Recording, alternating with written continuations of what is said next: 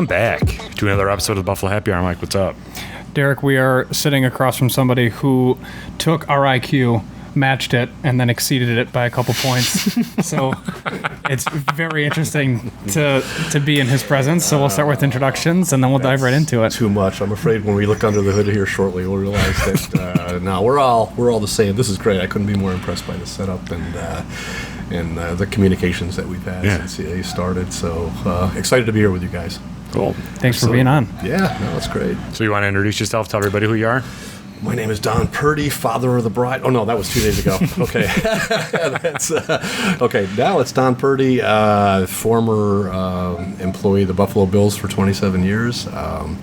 Worked in the front office, started as a ticket office intern back in the early 90s. My first 4 years were Super Bowl years, so I thought that's how it was going to go every year, and it did for a while. That's when you started? That's when I started. Wow. Yeah. I had an internship, and then the ticket demand had been so bad previous to those years that once the team exploded and got good with all the Kelly, Thurman, Bruce, all those guys, that they couldn't handle the new demand. So it was perfect timing for me, working there, because the ticket office internship, I had proved myself enough that they at least hired me hourly after that, and my wife got a job teaching, and so I kind of worked my way in, and then advanced when certain moves happened way above me. The trickle-down effect, worked in my favor. Sure. And, fast forward, I'm sure we might get into some of those things that happened in between, but 27 years I was there with the Bills till 2017. I was let go in a very amicable way, in a way that, the Bills did it very tastefully, and I am still so deeply grateful for, I certainly wouldn't have this book without all the experiences, obviously, that I had with them. But last year, I guess I'm now calling myself an author. I don't know. We'll see. My name's on the book, so we will certainly talk about that. But I'm so impressed with what you guys are doing. That opening there with the pouring sound. I'm pretty sure it wasn't a bottle of water. No, it was not. That would actually be pretty weak. Actually, it was. We poured it. Yeah, we poured Well it done. because we needed to get the audio as close to the mic as we could because we did it ourselves, and we actually poured it out of my Brita. I think, right? No, it was it out of a bottle? It was out of a bottle into a glass cup, and I held it at a high enough level, and he's with the mic right next to it, and he's like, "Is everything okay?" I'm like, "Did I get water all over the microphone?" It was the first thing that we did. Yeah. That's hysterical. Here I'm making a joke, and I actually uncovered a trade secret for you guys. Yeah, Sorry. exactly. You can No, edit you're it fine. out. No, you're good. You're good. Take it out well there. done. I loved it. Yeah, it's funny. So you started as a ticket office intern back in the prime Bills time. Right. What? There's just so much to uncover because you've been with the Bills for so long. So, what was the environment at that time? Well, first of all, maybe the most obvious thing is the organization was way smaller. Sure. Maybe a third of what it is now, maybe a fourth. In regards to what? Employees or revenue or size of the staff? Maybe that too, but size of the staff, coaches, players, trainers. They're maybe 150. I think now. With Bagul and Sports Entertainment, they're several hundred, and so I guess for me. In terms of, not to get ahead of ourselves, but in terms of having, the blessing of Marv given the foreword for the book, someone in my position back in those years when I was made full-time in 1993 as the business manager and doing some other things, if the organization was the size then that it is today, no way I would have had, that kind of contact with the head coach to get to know him at that level, and we took preseason trips. We had games in London, and then 2 years later in Berlin, and all our families came. So we got to know each other so much on those trips. I got Fran, Levy, and but so many others. So that's probably the most obvious difference between then and now, and how different it was. But the tightness ensued. It doesn't mean everyone got along. Sure. But for the most part, winning sure helps a whole heck of a lot to have people get along. Yeah. And we were doing a whole lot of winning, obviously. Was that when those relationships started to build between you and the other people in the Bills? Is 93 when you got out of that? It started a little before when I was in the ticket office. the ticket office was, even though it was kind of separate physically from the rest of the building. The funniest thing was they New York State said you couldn't smoke in buildings anymore, but for some reason they didn't count the ticket office. We were like this secret annex where Bill Polian and all the John Paul, they all came down and they smoked in there for some reason. We had no windows or anything. The ceilings were yellow, but they were like, we were just happy to see them. Sure. Working so hard. Yeah, it was. But we ate in the same cafeterias and things like that. So that's how those relationships were manifested. Yeah. Was that your first position, or did you work somewhere else beforehand? I didn't. I came straight out of college. I had the internship in college and in the ticket office, and I knew I wanted to be in pro sports. I loved it. So back then there was no internet or everything. So I wrote letters to all 32 NFL teams, and I think I would say 31 rejection letters, but that's not true because not all of them wrote me back. Yeah. The NBA, Major League Baseball, as I was offered a job with the Bills part-time, they made sure that was clear. It was hourly, but I'd work a ton of hours, and Amy was going to substitute teach. We were going to try to make it work. I remember we were packing up the truck, and I got a phone call, and it was my mom. She said, it's the Seattle Supersonics, the NBA. And they said, oh, you can come out here at your own expense and work commissions and suites. And I'm like, wow, it sounded kind of cool and sexy or whatever, but I thought, nope, I'm gonna go with the bird in hand and what I know. Buffalo. My parents, they were thrilled. They live in the Adirondacks, so they're still in the state. But that's the only other bite I got, for all those other teams that I applied to. But it obviously, worked out. A lot of luck. So you're from upstate? Yeah, the Adirondacks, Speculator, New York. Gotcha. Teeny little town, 2,000 people. Love it. But again, we all know each other really well up there too. I try to stay in contact as much as I can. Go up, a few times a year in the summer, ski there. Go on the boat. What was your fascination then with pro sports? Did you play sports when you were younger? Yeah, I did. I mean, there wasn't that much else to do up there. We skied, but we all were on the same teams. Everyone played all the sports. Our circle of friends, and we had good teams. I mean, like my senior year of basketball, high school, we were 22-2, made the state semis. We lost our first game, won 22 in a row, lost the last game. We were up 6 points with 2 minutes left, and our top 3 guys fouled out. And those things are just seared in your brain, you know what I mean? But that's all we did. Every day we played basketball, football, we skied. Like, everyone had quads that were just rocks. And, we didn't do anything. There's no partying. There's nothing to, nowhere to party, even if we wanted to. But that's all we knew. So, and I... up there we had, I remember going to my first Yankee game. I had relatives in New Jersey, so we'd go visit them a lot, and they took me to a Yankee game. I remember being out there and sitting in the right field, and 10 years old, and my uncle's like, that guy right there, he's our new great player, is Reggie Jackson. So I'm dating myself so much, but I became a huge Yankee fan, and we got a little bit of Yankees on TV. I remember watching my first Super Bowl was the Steelers and Cowboys, and I was like, whoever wins this game, I'll be a big fan of theirs. And Steelers won, so I was a huge Steeler fan. Like, genuinely, jerseys and the whole works. So good, because you couldn't be a Cowboy fan and then come to Buffalo. It doesn't work like that. No. So back then it did. It didn't hit the rivalry back then, right? No, but when that did happen, with the Super Bowls, I had a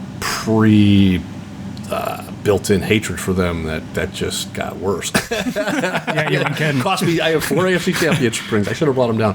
But that's sweet. Any of them could have been a Super Bowl ring. But I'm so proud, so lucky to have them because again, I hopefully the Bills go and get that taste. But given the size of the organization, there has to be a cutoff at some point. Back then, it was if you were full time, you got the ring. That's it. If you're a full-time employee, you get the ring. What is it now? Where does it stop at now? I don't know. I hope we find out. Yeah, really. I hope we find out. I hope they find out. Right. I got a lot of good friends there that I've worked so hard, been through those rough years, and I love seeing what's the Kevin B. Gangs and Jim Overdorf and guys like that. I would love for them to get that taste, but they'd be in. They're at high levels. Right. Yeah. But a lot of folks like we were talking about earlier, I don't know. Yeah. You know what I mean? It's the league sets the standard for, okay, they'll cover, I don't know if it's a director or whatever. After that, it's up to the owners. But again, be nice to find out. Sure. Yeah, absolutely. That's crazy. Yeah. So, where did you go to college then?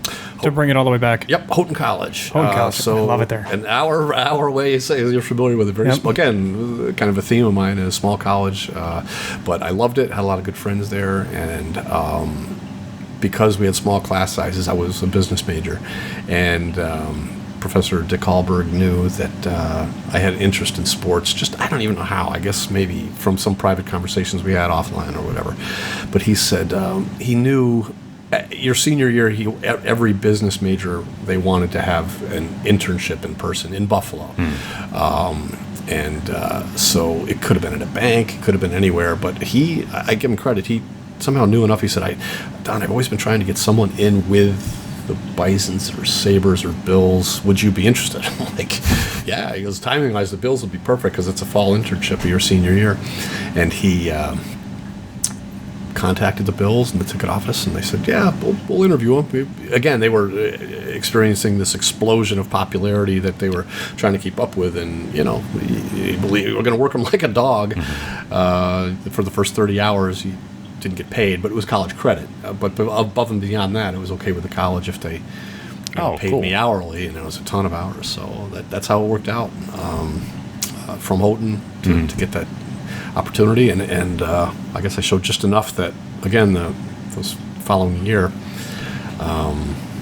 they were still needing the help, and you were willing. I was willing, yeah. Yep. At least they knew what they had. And then 93, you went into the more other parts? Yeah, 93 was an interesting year because Bill Polian, the now Hall of Fame GM, who I loved, was fired by Mr. Wilson, and reasons for that are, and no one could debate the team he built, but there were some conflicts that he had with Mr. Wilson. To this day, a lot of people speculate but aren't exactly sure. But when he got let go, they promoted my boss, Jerry Ferran, to be VP of Administration. He said, Don, I know you have a business background. Would you be willing to come upstairs and work and handle the payables and maybe some other things? And I said, of course. So I went from working hourly to finally getting, health insurance and a salary in 93. I was close to, very close actually, kind of being retrospective in where I was. I'm like, my gosh, my first 4 years, I went to Super Bowls. It was great, but I was also in the ticket office. You're dealing with the public, right? There was no internet. All the ticket sales were either in person or by phone, and if security here, and if people lost their tickets, they had to buy them again, and they all thought they could be on the 50-yard line, and every day it's kind of a grind. And I thought, if I walk away now and try to find something else, I will, never regret the experience I had. And I was actually, having conversations with Amy about that. And then that happened with Bill Polian and getting that opportunity. And it was like a whole fresh, now I was handling payables. I was upstairs in the actual admin building and getting to know people even more, but more importantly, earning a livable wage. Still a lot of hours, but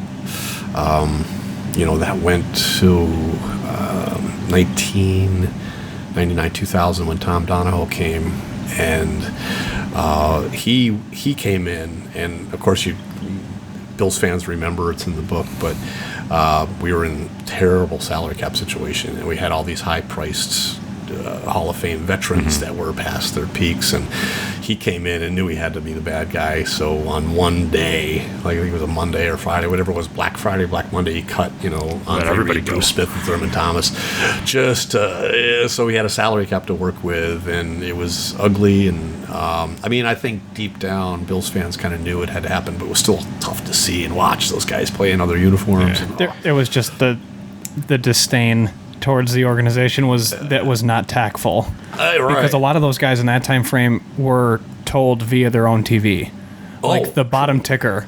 yeah. They found out that they were just cut, and they're just like, "What are you talking about?" And their phone rings, and they're just like, "Oh, I guess I don't have a job." Yeah, like it's ridiculous. Yeah. So I think some of it's from that. Oh yeah, the way you find out matters. You want to be told directly, but things in that time were starting. News was starting to travel more quickly with the advent of the internet and everything. But so when Tom came in, he realized that, okay, the salary cap, if we're going to be competitive, we have to rebuild. We have to get this thing under control. So I worked directly for Jim Overdorf, and he was handling, workers' comp and things like that. He had a full load. So he said, Jim, I need you to laser focus on the salary cap. And he goes, what that'll mean, obviously, is you need to, delegate some of your responsibilities to, it was me. I was right underneath him. So workers' comp came to me, some travel, some things like that, just to help Jim. It's not all he did, but he was able to he was excellent at it, and work with Tom and try to rebuild the team with a restructured salary cap.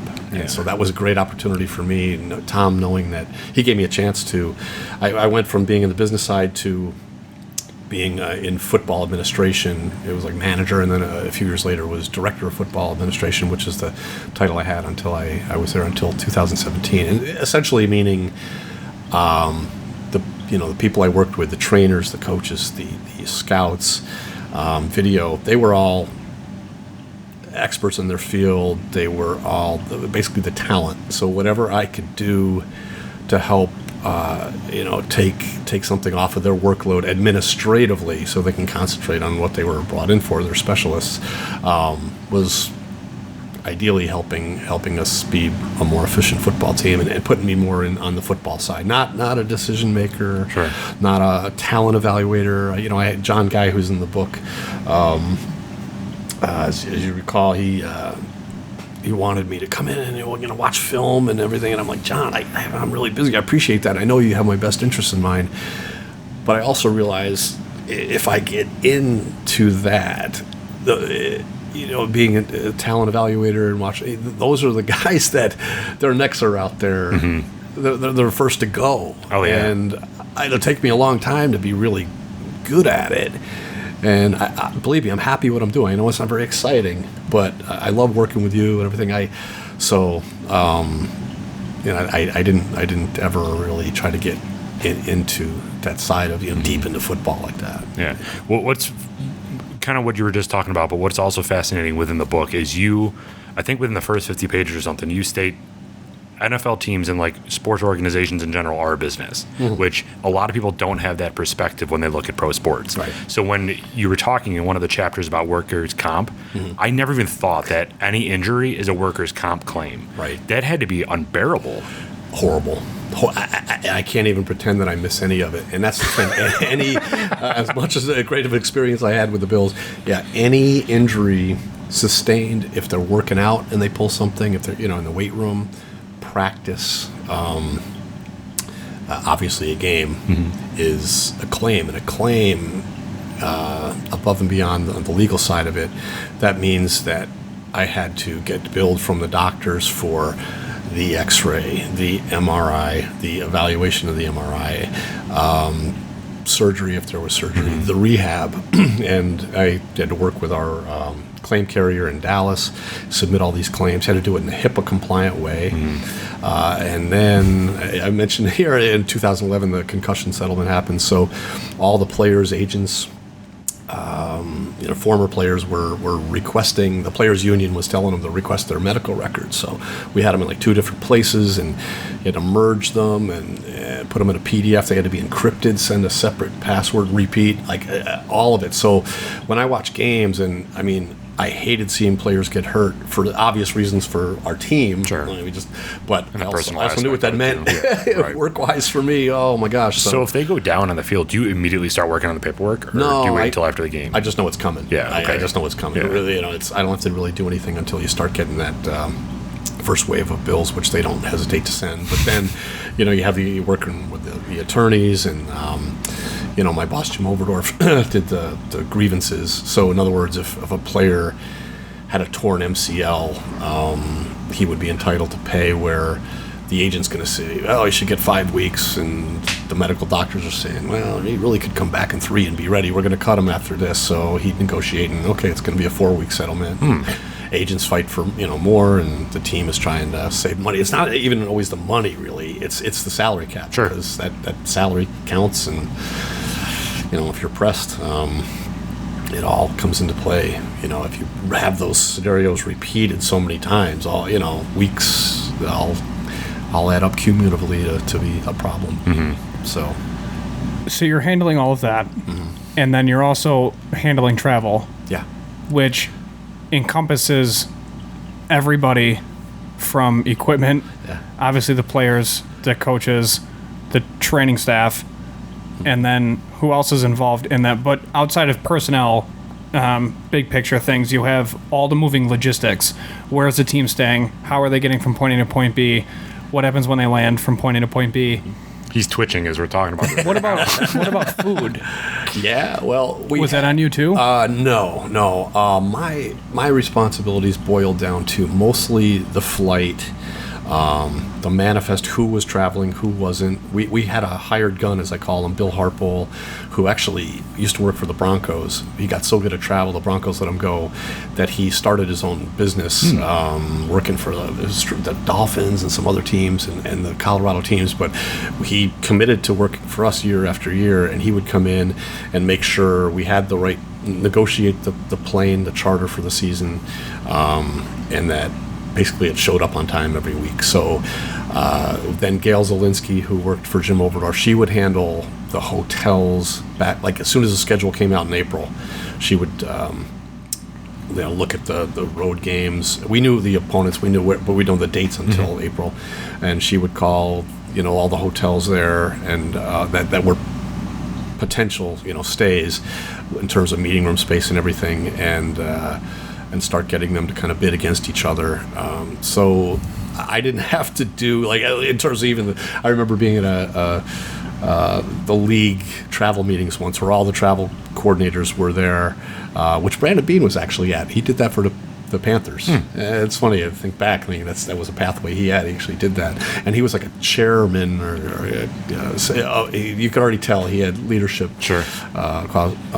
qualities. But I remember the Cowboys talking about, we stayed at this one hotel and they charged us X number of dollars for bottled water. We're never staying there again. I'm like, you're the Dallas Cowboys, and the price of bottled water was a difference maker for you to stay. Like, but it's just funny to think. You think they just have money to throw away. Sure, but, yeah. Well, that's how they stay rich. Well, yeah. It's what you don't spend, right? Is a big part of it.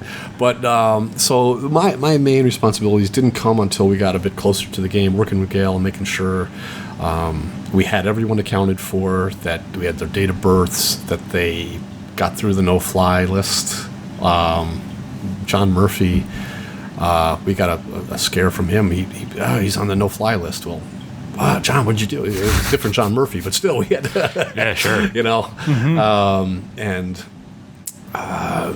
So you can't have a mistake. You can't get there to the airport, the hangar, and all of a sudden some guy's getting on the plane that we just didn't know about. So preseason was a nightmare because, as you mentioned, all the staffs, the trainers and equipment for preseason, because you have 90 players rather than 53. You also have extra of all those guys, and like, you try to talk to them, who's coming, get us their information, and they were great for the most part, but every once in a while something would slip through the cracks, and it was ugly. So I had to do the seating chart also in coordination with the head coach, and they always had different ideas. Some said we want the players in the back, the veterans have their own row. So now if a veteran, what do you call a veteran? Okay, 5 years or more, if he's got his own row, it's 3, depending on what plane we took was the distance, 747 or 767, if it was 3 and with an aisle in the middle, you'd say, okay, if guys 5 years or more experience get their own row rather than just a window, empty seat. And so that obviously 10 rows of that means that above that you're going to have all this cramming. So then you had rookies sitting together, and no matter whether they were a 170-pound receiver or a 320-pound offensive lineman, they were all like this. Sorry, you guys are rookies, and then staff was all crammed together. So when the roster got cut down to the 53, you felt like you had all the space in the world. Almost virtually everyone had a seat open next to them, on the plane. But the preseason, just another example of why. And plus, it's your preseason. You're usually working with different people and getting. So it was a grind. But they say metaphorically, a plane uses 80% of its fuel at takeoff. That's kind of how it is. So once you get into almost cruise control once you get into the regular season with it, but it's still my responsibility to help make sure every game I was the first one there with the per diem envelopes and the cash, and making sure that TSA knew that he's supposed to be on our plane. Yeah. And coming back as well. You told a funny story about that in the book, about the rookies, and how it was kind of like a initiation type thing where you said that you didn't have their paperwork or something like that, and then they would give them apoplexy because they thought that they would not be able to make the flight. Well, yeah, we never did it with rookie players, but we did it with rookie, like some of the interns or that were new to the team. Yeah, so and going way back to John Butler being the GM, yeah, they messed with them. It was just cruel. I almost couldn't even look. But they would tell them, they would get to the airport and they're nervous to begin with. They're all dressed up, and they would say, a security guard would go up to them and say, "Hey, you got your boarding pass right?" There was no boarding pass. Yeah, they were accounted for. They had a seat on the plane with their name on it, and they were like, they get all nervous. "No, sir." And, well, it was left on your desk yesterday. It wasn't left. Right. So, and now there's this poor kid is thinking. Unfortunately, it never happened to me. Another thing did in the book, which I know you read. We'll leave that one, but you'd watch these kids thinking, all I had to do was, whether I'm here, with the Bills, at least I had hopes of having an NFL career, and I just blew it for something so stupid because I'm appearing to be unprepared, and it wasn't even their fault. Like I felt so terrible. I was squirming, like they thought they ruined everything, and so John Butler would mess with them and the security guard. I'd like to think they knew these young guys enough that they knew which ones had the fortitude to be able to not just collapse in a pile of their own urine on the ground. But no matter what, they were always nervous. And he's like, "Okay, John Butler." The security guard would take him to him and say, "This young man didn't bring his boarding pass." And John would look at him sternly and be like, "Young man, this is the NFL. You must always be prepared, and we'll see what we can do." And so, all right, go with the security guard. Stay right behind him. Don't make eye contact with anyone, and maybe you'll be okay. But next time, and he just, it was so painful. Oh no! To watch. Yeah. So that was one of the other stories in there that I told, and I'm glad you asked, because a big part of the narrative is whether or not we'd be able to would we be able to get everyone to Detroit for the road game. 2 days after the storm, really 1 day after the storm. So the stories I told, I tried to keep them. I didn't want to go on too many tangents, but it provided an opportunity for me to tell some of the stories that happened when the team traveled, because it was sort of still in that orbit. You know what I mean? Sure. So I didn't feel like I was taking people on too much of a, all of a sudden they're like, "Wait, where are we now?" They were about traveling on the road, and there's a few more of them in there that I enjoyed writing. I wondered if I'd ever have a chance to share them. They were too good not to share. Sure, yeah. So I'm glad you brought that up. So everybody that's watching can probably see that the title of the book is called Thunder, Snow of Buffalo. Do you want to give like a brief, I obviously don't recite all 300 pages, but like a brief synopsis of what the book is about? Yeah, I wasn't going to give you a pop quiz. I love talking to you before the show about some of the things you remember from it. I appreciated that. But so the book is about, for starters, it's about the 2006 October storm. So I guess the easy way to say it is if you're from Buffalo and you experienced it, certainly you understand why it merits a book to be written about it. It's by multiple measures the most destructive storm in Buffalo's history, rivaled only by one exactly 100 years earlier. How crazy is that? Does it scare you that one's going to happen in the 30s now? Because that's when the next one happened after that, right? I haven't thought that far ahead, but yeah, that's. I guess I should, but.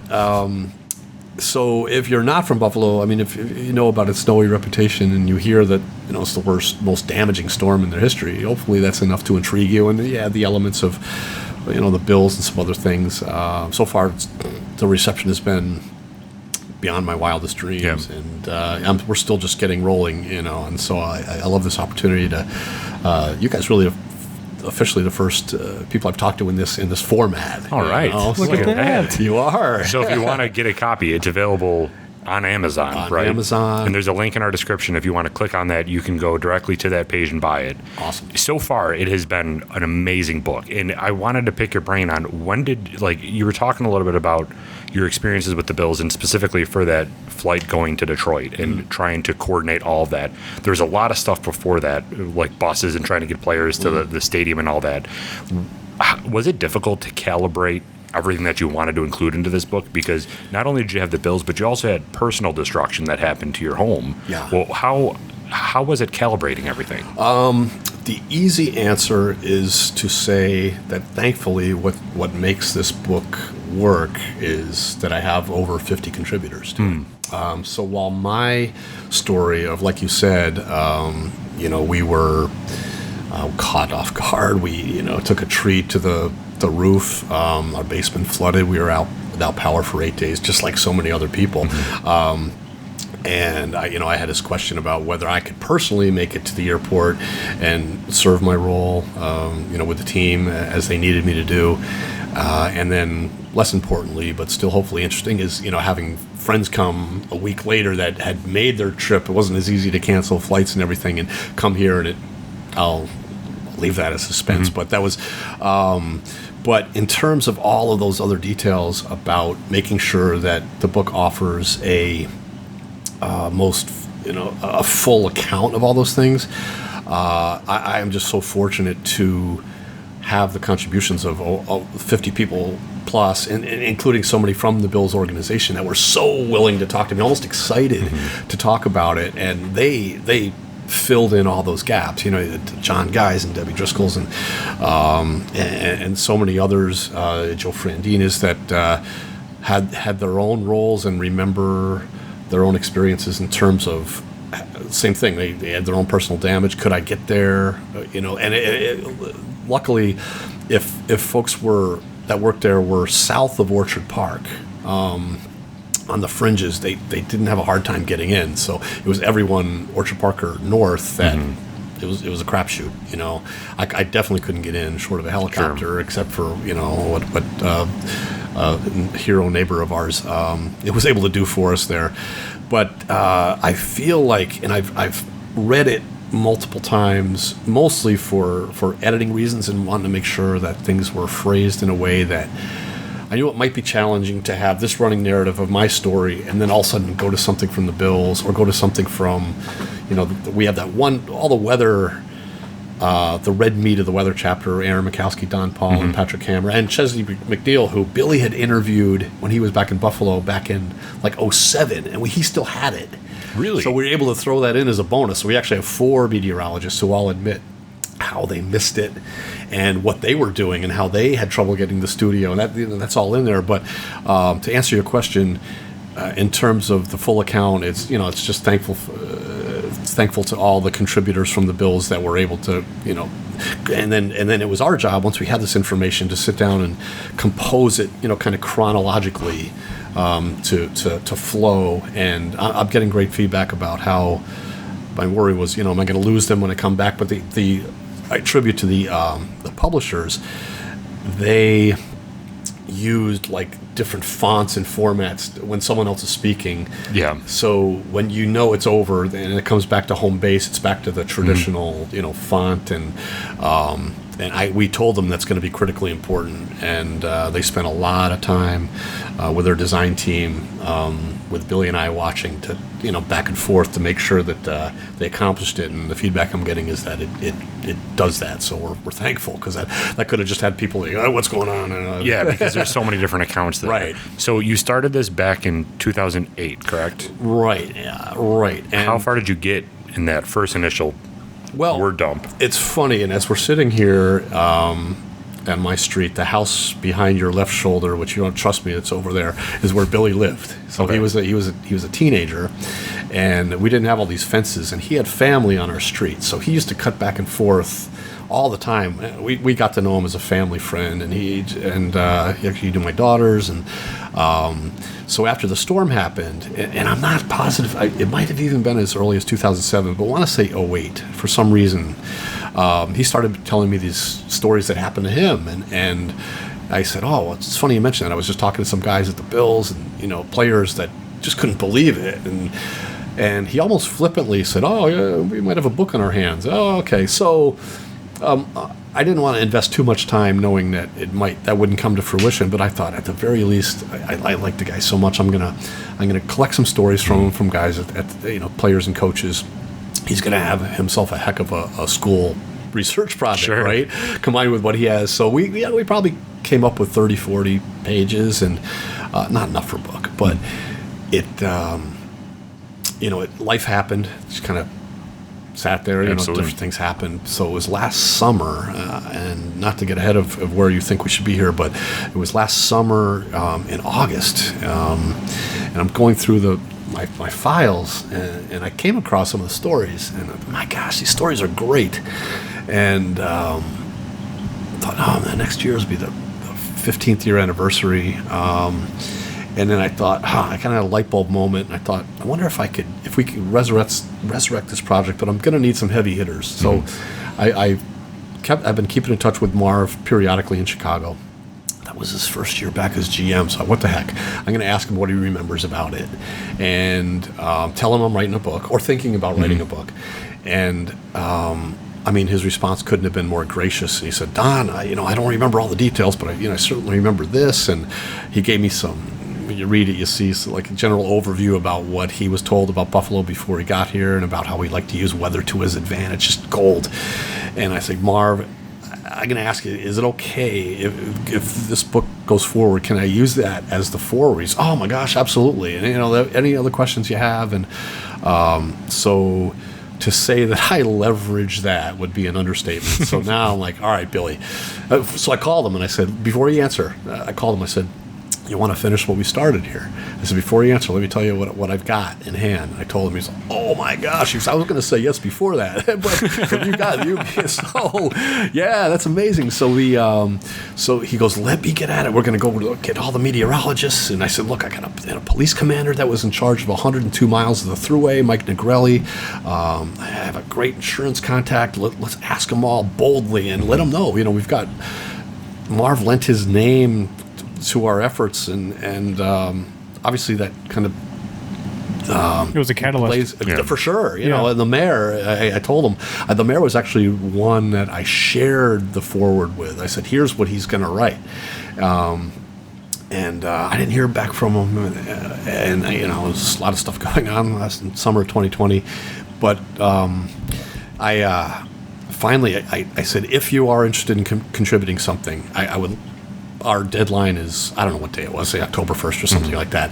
And so I got a call on October 1st from a Buffalo number I didn't recognize. And I think I picked it up, or I probably picked it up. Because of all the seeds we planted, there were phone numbers that I thought, I'm probably going to get some numbers. And I wouldn't normally, but I'm going to. Sure. If it's a telemarketer or whatever. But it was Lori Schultz, the deputy communications director for the mayor. And she goes, Don, I was just finally getting back to you here. The mayor would like to be in the book. The storm meant a lot to him the way it was within the first couple of years of his administration, and would really like to make a contribution. And she goes, is tomorrow okay? I'm like, next week's okay. No. I'm going to say tomorrow. If I say next week, it'll be next week. Sure. So sure enough, next day she sent me this great statement that he sent. And so now I've got Marv and I got the mayor. I've got two out of the three local meteorologists. I had trouble with Channel 4 because I just had trouble reaching them, which is fine. We were just going through their, I didn't know these guys. I was going through their general emails, and they were gracious enough to, they'd certainly like to talk weather. And sure. And given what I already had, again, and then for Channel 4, so I wanted all three. I wanted to be able to say we had meteorologists from all three stations. It just sounded better. Sure. I don't know. It meant a lot to us for some reason. So I remember John Murphy worked at Channel 4. Let me just see what he can do. And I called him and he said, oh my gosh, absolutely. He says, my personal memory of the storm isn't that dramatic. I was south of Orchard Park. I couldn't believe what I was hearing was going up on there. But he goes, when I got there, I realized what a huge problem it was. But fortunately, my home was fine. But he said, "What if I, got Don Paul for you?" I'm like, "Oh, that'd be fantastic." Yeah. What do you mean? Like, I have to, yeah. And he goes, "Just get ready," because he goes, "I'll set the table for you. He'll love to talk about it, but be a fast note taker." He goes, "It's got to be by phone, not Zoom." And sure enough, I think I kept my notes somewhere. It was the worst writing I ever had. And I'm like, what? It's probably so important. I can't read my own writing. And I finally tried to type it. Does that make sense? And he obviously gave us, his personal experience, thinking there would be something there, but having no clue of the enormity of it, and getting caught and the power going out, realizing he was going to be spending the whole night there. And a funny story there at the end when he had to go to the next year, he went to the National Weather Conference in Denver, I think it was, and first thing they asked, "Don Paul from Buffalo here, Don Paul," and he raised his hand, "Get up here, you got to tell us what happened in Buffalo this year. We can't believe," so he got up there and shared it, and there's a lot more in the chapter, but it's the one chapter of real red meat. And so we thought chapter 5 we'd make sense. We kind of set the table with my narrative and the folks from the Bills, and built a little suspense, but then had the weather chapter here. And then my fear was when I was setting up the chapter titles, which means something. I mean, some people, look at the cover, which I can't wait to talk to you about your buddy, or our buddy. Oh, yeah. If someone's deciding they're on the fence, I wanted them to, okay, here's that chapter all about weather, what happens then? So I had the money quote, where one coach asked a player, "Hey, have you looked out the window, you dumbass?" If anybody's worried about, is this book going to get entertaining again after, in case they're not a weather geek, that was there to signal, like, hey, there's a lot more coming, folks. And I've been told that it's an entertaining lure back in the book, in case someone was thinking of. That's why I think that you're the perfect person to write this book, because you had so many experiences that all tie back into this. Like, if somebody wrote the book about the storm, it would be entertaining, but not for a majority of people, because there's people outside of Buffalo that'd be like, yeah, sure, like that's cool, that's a crazy storm, a historic storm, but I don't know anybody involved. You start interviewing these players and these rookies and these coaches and meteorologists. Now everybody has something to relate to. They're like, oh, I do remember Fred Jackson. Like, he was a huge part of Buffalo, and now he's in this book. That's awesome. Let me go read it. Cool. So I think that you were the perfect person to write something like this. Oh, thank you. And again, I needed their cooperation, and a lot of these guys I had relationships with. Some of them I didn't, but just posing the question, I knew them all to some degree. I knew some better than others. I was close with Brian Moorman and Ryan Lindell and Fred, but some of the other guys, well.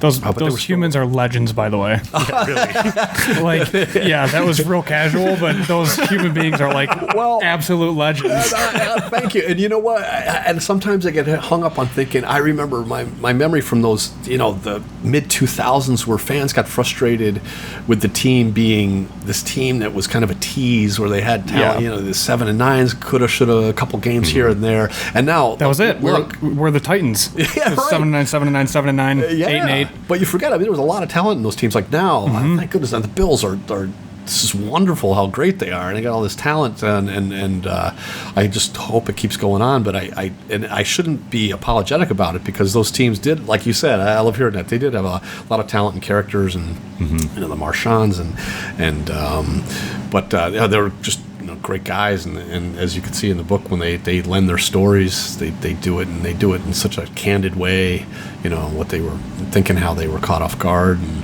Angela Crowell talking about, we would never call my mother at 2 a.m., but I couldn't believe what I was calling to. I can't. This is an out of body experience, and so many of those accounts. And that was the crazy thing, because we've been here 30 years, and there's obviously nothing that's come close in you and I's lifetime to that storm. But it wasn't just like, oh, it's a lot of snow. Right. It was, the snowballs were so large that were falling from the sky, like the snowflakes, rather. They were they were actual balls. And then there was purple lightning. Like, there were aspects about the storm that happened that no one really can understand just by hearing, oh, Buffalo just got buried literally by snow. Yeah. And that's it. But it was, the whole thing was different, where everybody was getting a phone call to, can you help me shovel off my roof? And then you get to the person's house and the snow's up to the person's roof. Like ranch homes were legitimately under snow from a snowdrift, and that was normal to dig like 5 feet down to get to the roof of someone's house. Well, and by the way, all the trees with their leaves on them were all buried in with live power lines somewhere, probably. I just talked to a guy at the West Seneca Chamber of Commerce. This is not in the book, but it would have been. But he was saying he got caught off guard. They went to the movies, again, totally unsuspecting, and had to abandon their car 2 houses away, or 2 streets away from their house. And his wife was behind him. They were trying to walk in like spots that he was creating. And this is cruel.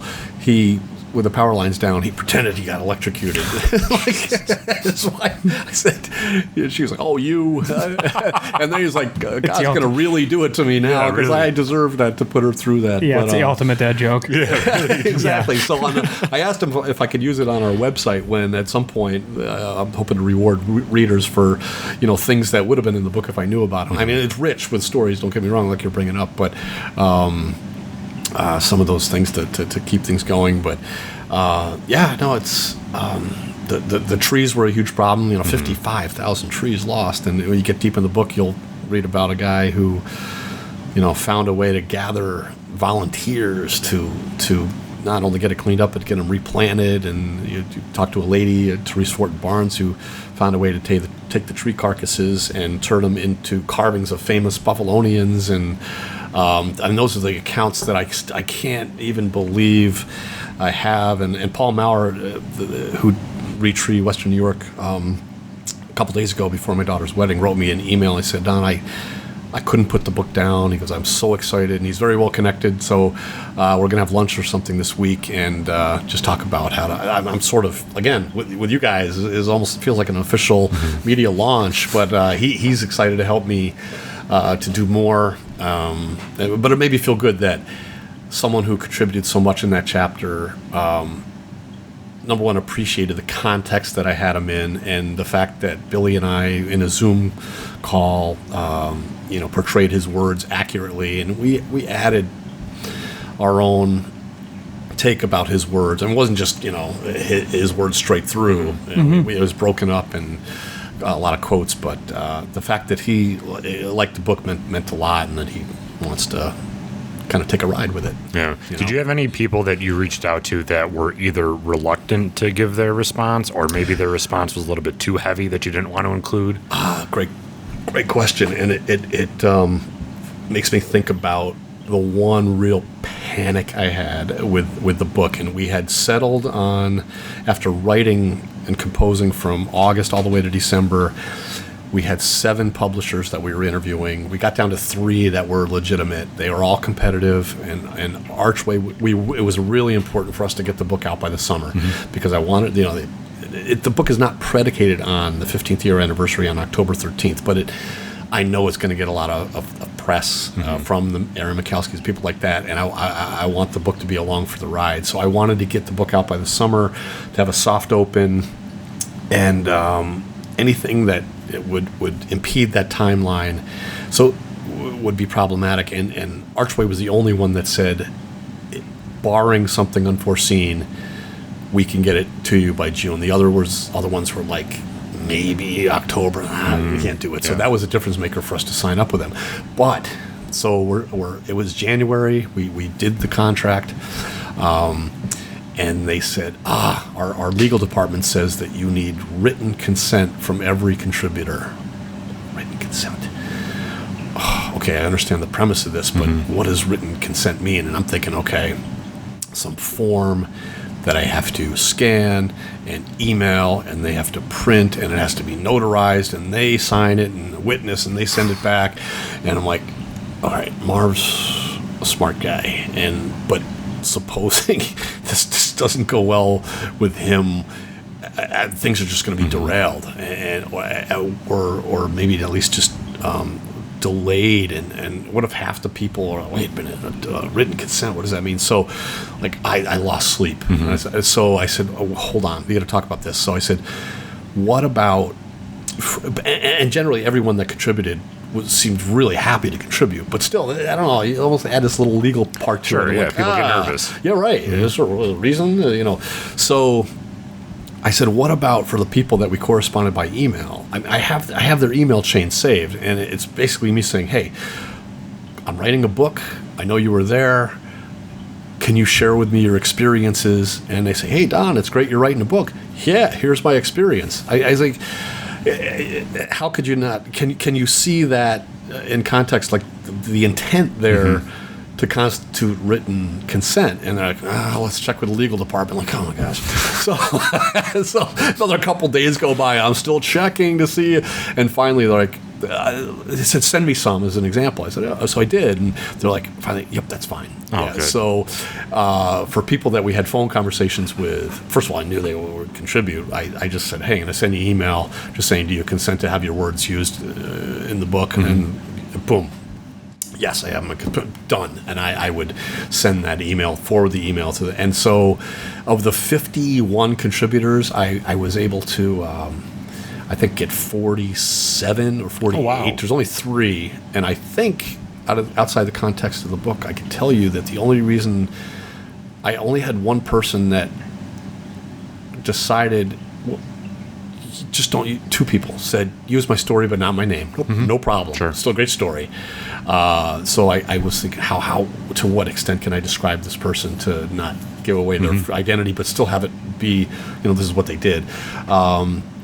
And Jeremy Kelly at the Bills helped me with this because there was some people like Keith Ellison, John DeGiorgio, and guys who I hadn't talked to forever. I didn't know where they were, and he helped me track them down. And they were, oh my gosh, yeah, I remember that. Yeah, definitely use it. So I owe Jeremy Kelly at the Bills a big thanks. But the only ones I couldn't get, and they're unnamed in here, but I think I'm gonna go out on a limb and give them to you on your podcast. No way. Was Kirk Schoner. He was the coach that experienced Hurricane Katrina with the Saints the year before and compared the two.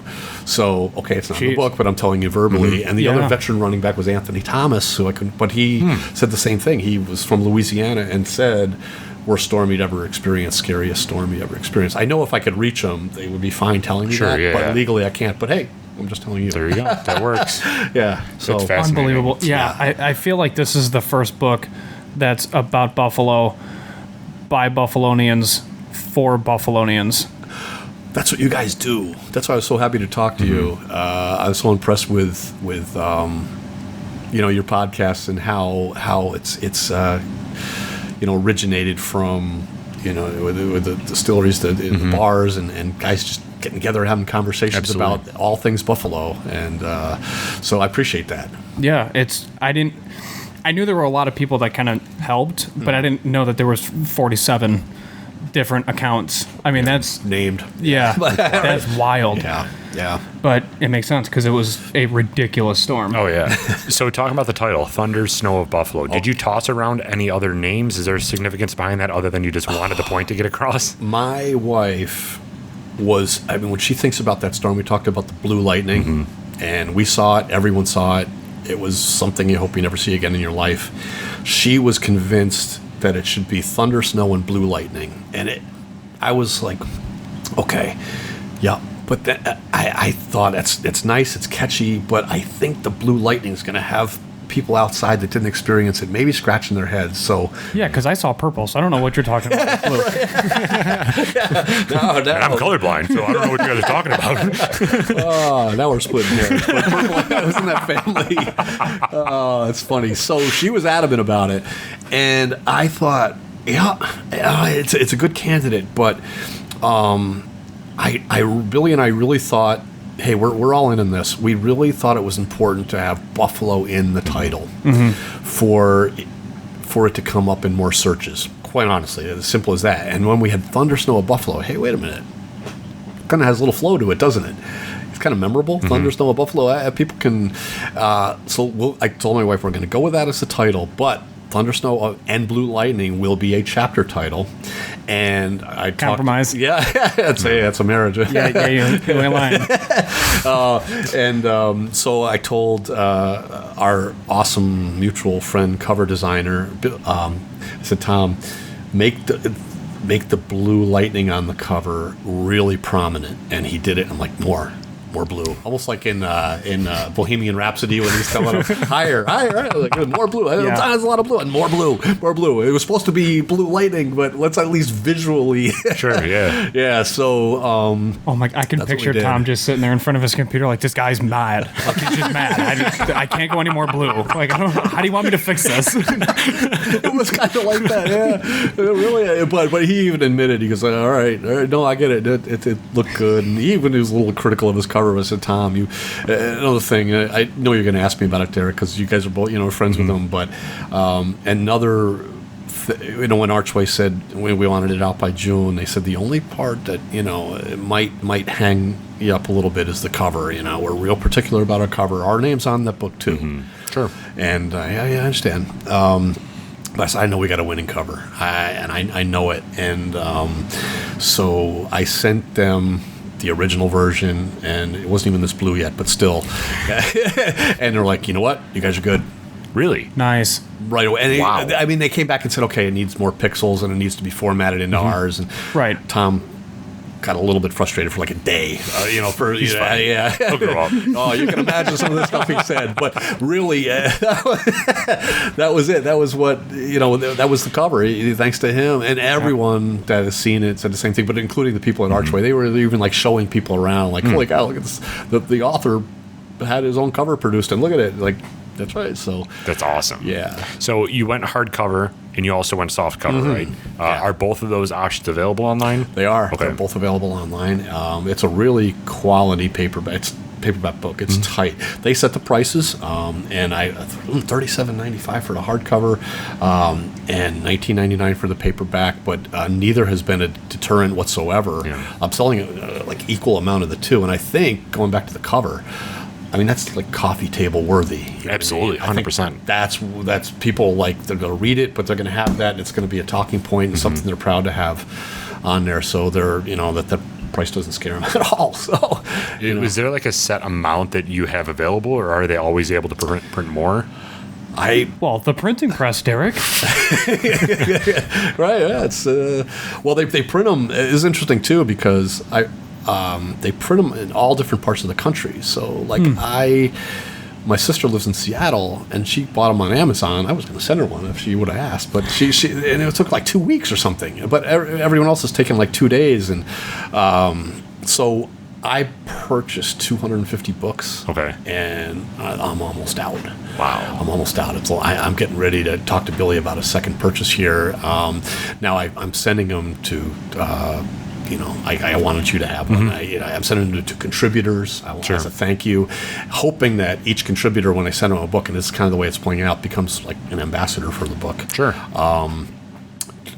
Mike Negrelli, the police officer, called me today, and he was on the phone for a half hour just rattling off all these great stories. He made me promise to tell the story about Paul Lancaster and I getting pulled into picture-taking duty within the coach's booth. Oh, yeah. That was hilarious. Oh, my God. That was hilarious. Yeah, because he could hear that story 100 times. He goes, Don, you got to promise me it'll be in the book. And I'm like, I got to find a way. Like, again, I'm not pulling stories out of left field. But when we were traveling and I talk about how I didn't have duty so I could make that phone call on the field to the insurance agent and getting annoyed that the footballs were, what are you doing? And I go, Ryan, you have the audacity to... So he called me up on that one too. But I made sure that, those people... I'm not bashful about saying, if you like it, please tell your family and friends, in the same way you like a movie or a restaurant. Sure, absolutely. Yeah, and it helps when you send it, and they're in the book. So it's so far in the early stages, that's exactly how it's playing out. So when we were close to the release in early June, I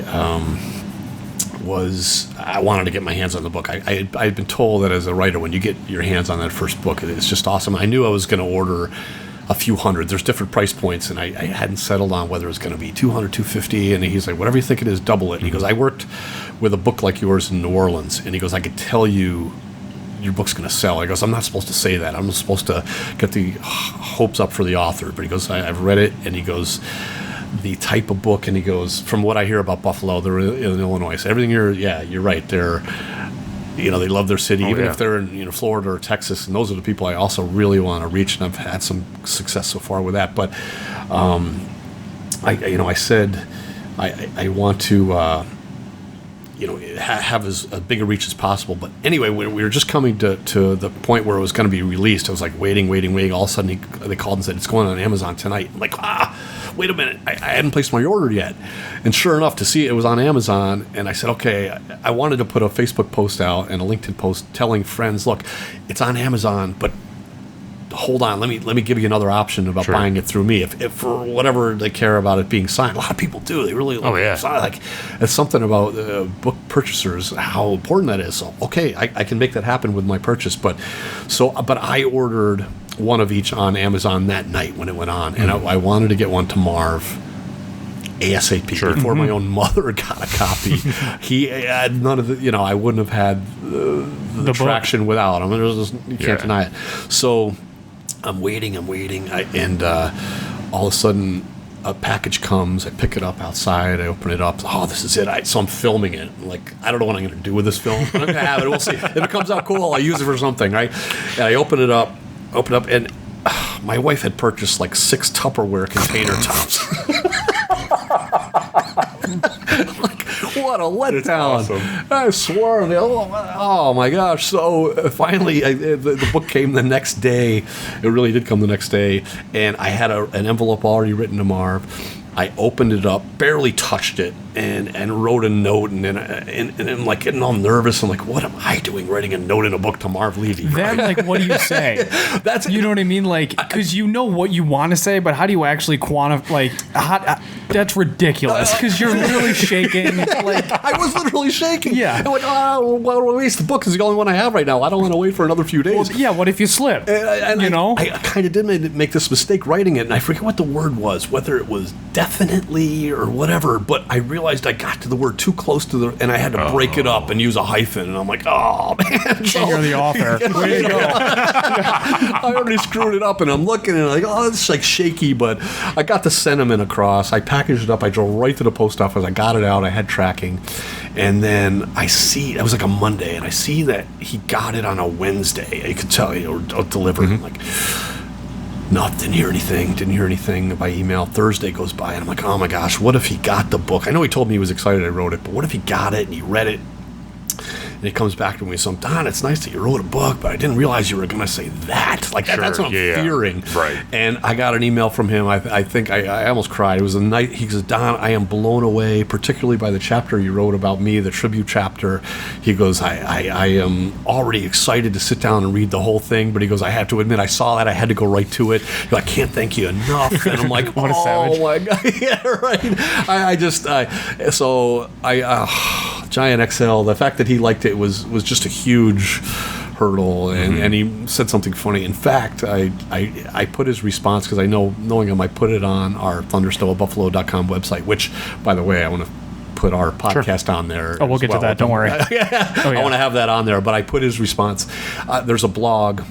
I think I've written like 2 or 3 things, but I put that response on the website, and I plan to use it. I put something on there like by August 25th. I want to have, you mentioned the movie references, and Billy warned me. He's like, the publisher might not like all those movie references. He goes, I love them, and they did kind of question me on some of them, but the feedback I've been getting from other people is that, they thought they're fun. They make the scene too. Thank you. Yeah. Oh, good. They perfectly tie in what you're trying to say, and I'm like, this is such an obscure movie reference, but I appreciate it because this is perfect in this situation. Great. Well, it was great. Yeah. And to the extent that someone didn't see it, what I'm going to do is have the YouTube links and say, hey, on page 86, I referenced this. Oh, cool.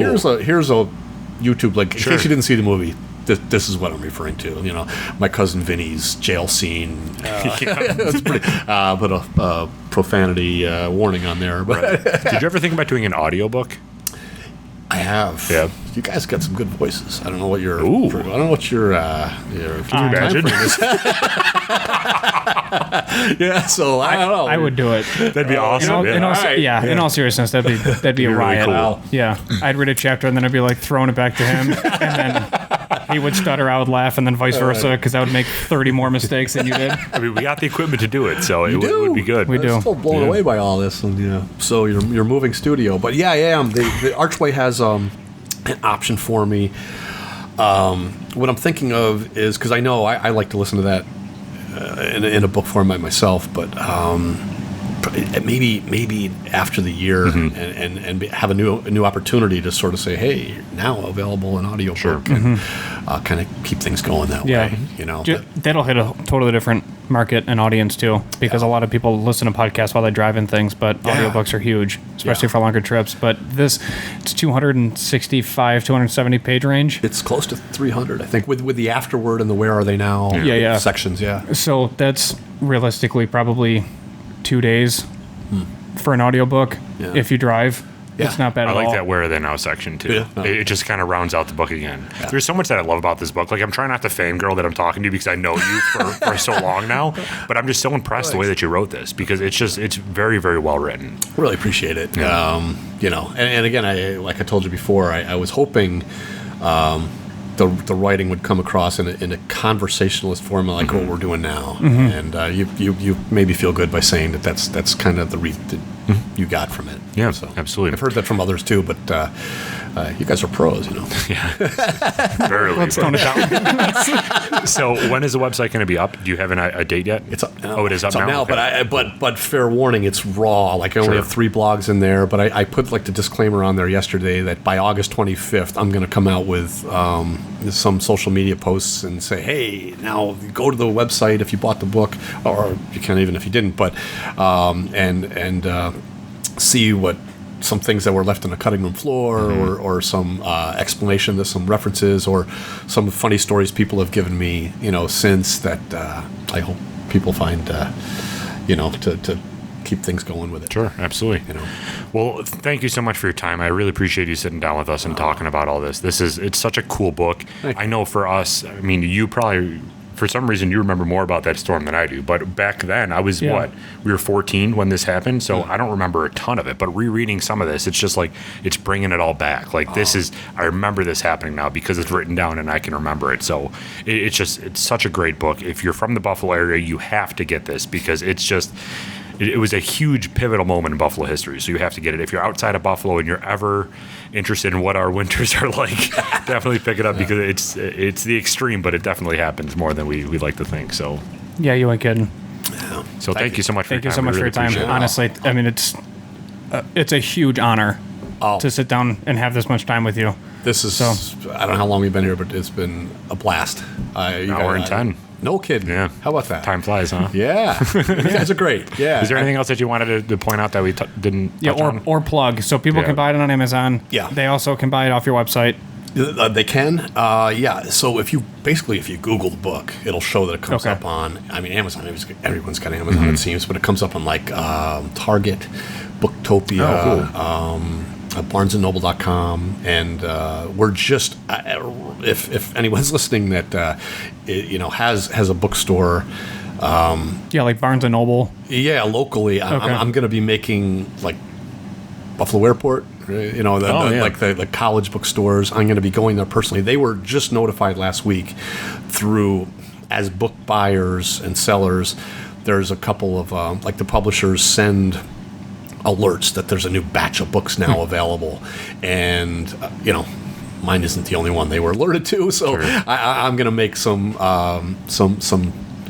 visits to some pretty key places I'm excited about. I got to say, and I'm going to put them on the spot, but I am thrilled with the conversations I've had with the Buffalo Bills and their their own store. Yeah, right. I got a meeting next week out there, but the groundwork's kind of already been laid. But Delaware North does the buying. But let's just put it this way: I'm pretty encouraged by the prospects of it, and a couple of major grocery store chains. Oh, sweet. That I've got. That makes sense. Maybe I'll mention it once we consummate a deal, but it would be a big deal. Yeah. So Yeah. I think even the Buffalo, like having that in the Buffalo airport would be sweet. Yeah, right. That way people can get off the plane and be like, I'm going back home. I'm not staying here.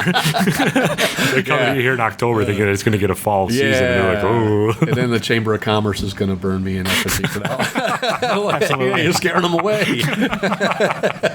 That's sweet, though. Congrats. Yeah. It's really And cool. you guys too. Yeah, thanks. Do you feel relieved now that your work is all done and you're just now promoting it? Yeah, it's great. Yeah. I mean, if there is anything in there that, can't change it now, but the feedback I'm getting is, by emails and phone calls, mostly from contributors, because they were the ones I wanted to take care of first. It's very gratifying to hear how they feel like they were not only fairly portrayed, but promoted, but the rest of the book too, that they weren't, part of the narrative. Sure. And that's feels really good. Awesome. It's amazing. Well, thank you so much. We, again, really appreciate it. Yeah. Everybody go check it out, Thunder, Snow of Buffalo. We have a link in the description to the Amazon, but also go to the Amazon. Why did I say the Amazon? I don't know. Go to Google. You can type in Thunder, Snow of Buffalo and get it wherever you want. So thank you very much for your time again. Guys, been great. Appreciate it. All right. Thank you. Thank you.